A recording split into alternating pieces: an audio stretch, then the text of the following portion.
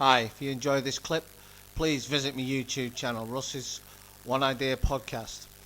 Peace out. We got a new puppy too, and Okay. the puppy's about 2 pounds away from Atlas's weight, my youngest. So What puppy is it? they're good wrestling partners. He's a Canary Mastiff. Okay, well, that's an unusual breed. They call him a Presa Canario. Yeah, I've seen him in books like that. I used to be mad for dogs. I had an English Mastiff. He was like huge. He used to be able to put his head on the side in the kitchen, you know what I mean, without even getting his feet off the floor. So how big does the Canary Mastiff get? Yeah, you can get to 130, 140 pounds. What made you get one of them? Oh man, like a long time ago, I went down the rabbit hole of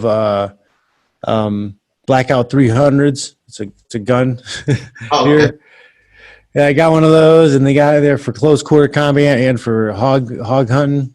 So I started researching all kinds of hog hunting stuff, and I found my way to like these helicopter rides you can rent in Texas and shoot pigs out of the back of the helicopter. I've heard about that. So I saw those, and then I went from there to where they kill the pigs traditional style, which is they release 2 or 3 dogs on them, and the dogs run them down, hold on to them, pin them, and then the hunter will slice their throat. Okay. So, and one of the breeds that they use were the Presa Canarios, the Canary Mastiffs. So I have not. Okay.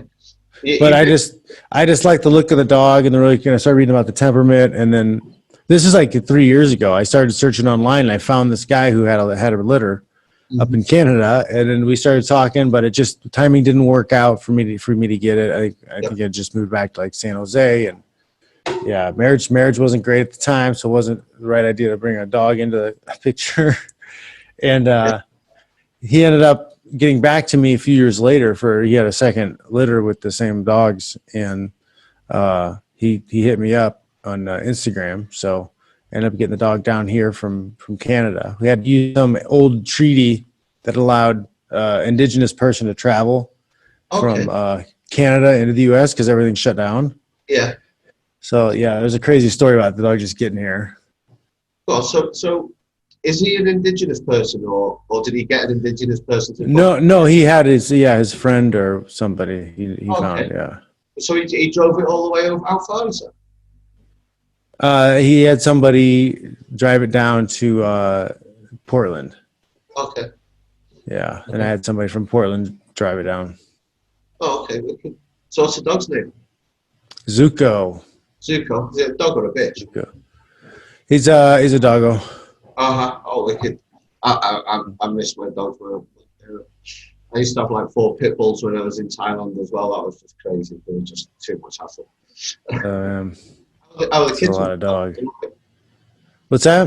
How are the kids with the dog? They're really good. They do a good job. I try to make sure that they are stern with him and not too soft, because he's a big dog, but he's a puppy. Yeah. So so it's a little intimidating, especially when you're the same size as the dog. But like no, I was like, raise your voice and tell him to sit down. Tell him no, like he's gonna listen to you. So if you don't teach him to listen to you now, when he's huge, he's definitely not gonna listen to you. But they're doing really good. And then I caught my youngest like full out wrestling with the dog. So he's like hip tossing the dog over and sprawling out. How was the dog with that? Was he okay? Good. The dog was having a great time.